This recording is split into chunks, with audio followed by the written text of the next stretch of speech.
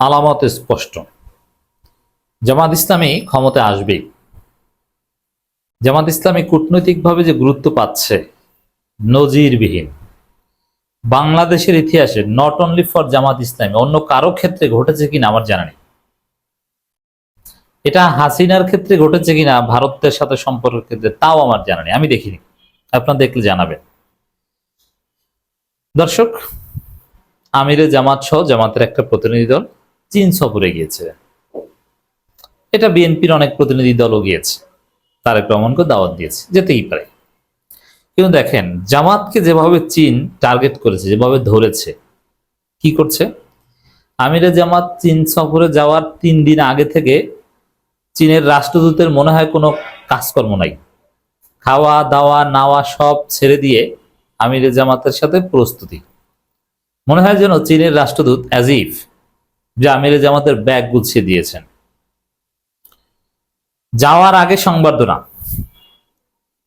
চীনের রাষ্ট্রদূতের পক্ষ থেকে, আবার এয়ারপোর্টে দিয়ে আসা চীনের রাষ্ট্রদূত নিজে দিয়ে এসেছেন যে স্যার যান। আবার এয়ারপোর্টে রিসিভ করতে গেছেন চীনের রাষ্ট্রদূত, তাও আবার ফুল দিয়ে। আচ্ছা, এইটা বাংলাদেশের কোন প্রতিনিধি কোন দেশ সফর করেছে আর তাদের রাষ্ট্রদূত যাওয়ার আগে এক দফা সংবর্ধনা, এয়ারপোর্টে এগিয়ে দেওয়া এবং এয়ারপোর্টে রিসিভ করতে যাওয়া।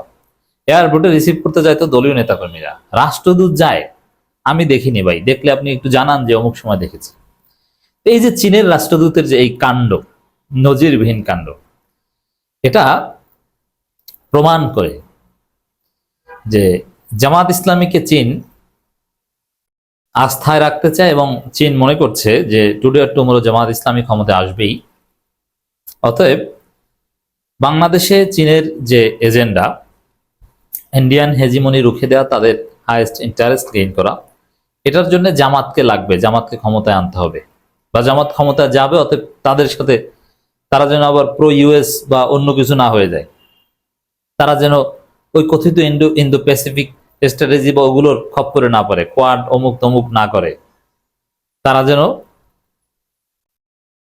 এই চীনের সাথেই বা চীন ওরিয়েন্টেডই হয়, এই জায়গাটা নিশ্চিত করতে চাচ্ছে চীন। এই জন্য এত গুরুত্ব, নইলে এত কূটনৈতিক গুরুত্ব চীন কোনো দলকে, কোনো non political act, non state অ্যাক্টরকে দিয়েছে। স্টেট অ্যাক্টরকে এরকম দিয়েছে আমার জানা নেই। শেখ হাসিনা চীন গিয়েছিল, যাওয়ার আগে সংবর্ধনা দিয়েছে, যাওয়ার সময় আবার কি তাকে এয়ারপোর্টে দিয়ে এসেছে, আবার আসার সময় এয়ারপোর্টে ফুল দিয়ে রিসিভ করেছে, এরকম দেখিনি। অতএব স্টেট অ্যাক্টরস হোক আর নন স্টেট অ্যাক্টর হোক, নজিরবিহীন। আর চীনের যে মেকানিজম, চীনের যা করার, হ্যাঁ বিদেশি শক্তি, তারা কাউকে ক্ষমতায় এনে দিবে, এটা অবৈধ। ক্ষমতায় আনবে জনগণ ভোট দিয়ে, এটা হচ্ছে বৈধ। কিন্তু বিদেশি শক্তির কোনো গোষ্ঠী ক্ষমতায় আনতে অনেক কিছু করণীয় আছে বা অনেক কিছু করতে পারে লিগ্যালি। কিভাবে? যেমন তারা কোনো একটা দলকে নানান অনুদান দিতে পারে, অথবা এই যে ডেকে গুরুত্ব দিতে পারে, অনেক কিছু শিখিয়ে দিতে পারে। যেমন এই জামাতকে বারবার ডাকছে, তা এখন যদি জামাতকে টাকা পয়সা দেয় যে আপনারা এর মাধ্যমে এই কাজ করেন, আপনাদের এইটা করতে আমরা হেল্প করছি, ইত্যাদি ইত্যাদি, সেই টাকা পয়সা ব্যবহার করে জনবান্ধব কাজ করে জামাত জনগণের মন আকর্ষণ করতে পারে, এটা বৈধ। আবার পাবলিক পারসেপশন, জনগণ কিসের উপর ভিত্তি করে ভোট দেয়? জামাতের কিছু ফিক্সড ভোটার আছে, এরা পৃথিবী উল্টে গেলেও জামাতকে ভোট দিবে, কিন্তু ওই ভোটের মাধ্যমে ক্ষমতা আসা সম্ভব নয়। ক্ষমতা আসে মূলত ফ্লোটিং ভোটারের মাধ্যমে। সাধারণ জনগণ যারা এক এক সময় এক এক দলকে ভোট দেয়, তারা যে দলকে ভোট দেওয়ার সিদ্ধান্ত নিবে তারা ক্ষমতায় আসবে। সেক্ষেত্রে ওই ফ্লোটিং ভোটারদের পারসেপশন ক্রিয়েট হয় কিসের উপর ভিত্তি করে? তাদের পারসেপশন ক্রিয়েট হয় যে না, এরা ক্ষমতায় আসবে, সারা পৃথিবী এদেরকে চাচ্ছে, এদের পক্ষে গণজোয়ার, এবং এরা পারবে। এরা ক্ষমতায় আসলে চীন টাকা পয়সা দিয়ে এদেরকে ভরে ফেলবে। চীন তো চাচ্ছে এদেরকেই ক্ষমতায়, এরাই ক্ষমতায় আসুক। এই ধরনের এরকম বিদেশি রাষ্ট্রের আচার আচরণের মাধ্যমেও পাবলিক পারসেপশন ক্রিয়েট করা যায় যে না, এরা পারবে, এদের পাশে চীন আছে, অতএব এদেরকে ভোট দাও।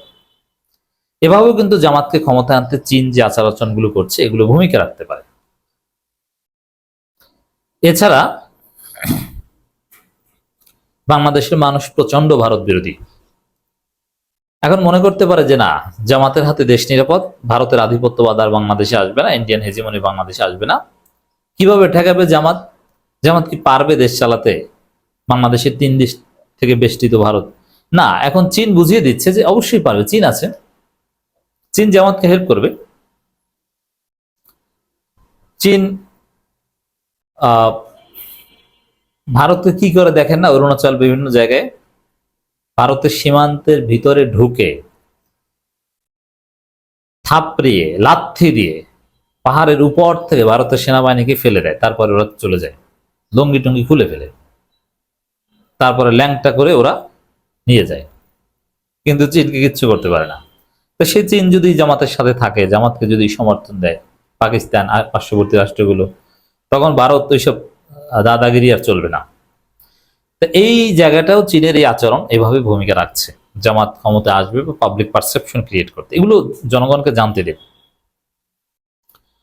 তো দর্শক, আরো নানান ভাবে চীনের আচার আচরণ তারা জামাতে ক্ষমতায় আনতে সহায়তা করতে পারে বৈধভাবে। যেমন একটা দেশ চলতে টাকা লাগে, সেখানে ফরেন এইড, বিদেশি ইনভেস্টমেন্ট, শিল্পোন্নয়ন, এগুলো সবচেয়ে বড় বিষয়।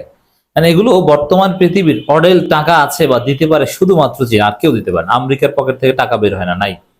ট্রাম্প তো দেয় না, বাইডেনও দিত না, অতীতে দিত আমেরিকা। এখন চীন চাইলে আপনাকে টাকা দিয়ে ভরিয়ে দিতে পারে। বাংলাদেশকে 1 বছরের মধ্যে শিল্পোন্নত করে একদম দক্ষিণ কোরিয়া বানিয়ে দিতে পারে চীন চাইলে।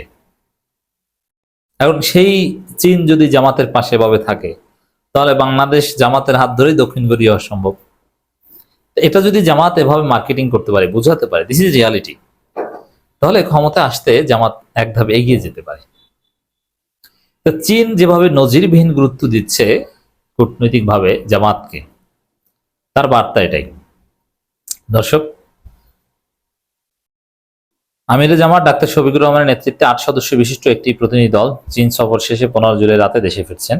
এ সময় হযরত শাহজালাল আন্তর্জাতিক বিমানবন্দরে ভিআইপি লাউঞ্জে ঢাকাস্থ চীনা দূতাবাসের মান্যবর রাষ্ট্রদূত মিস্টার ইয়াও ওয়েন এর নেতৃত্বে একটি টিম আমিরে জামাত ডাক্তার শফিকুর রহমানকে ফুলের তোড়া দিয়ে স্বাগত জানান।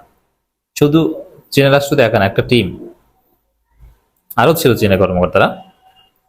বিমানবন্দরে ভিআইপি লাউঞ্জের সামনে ঢাকাস্থ চীনের রাষ্ট্রদূত মান্যবর মিস্টার ইয়াও ওয়েন এবং আমিরে জামাত ডাক্তার শফিকুর রহমান সাংবাদিকদের উদ্দেশ্যে এক সংক্ষিপ্ত ব্রিফ করেন।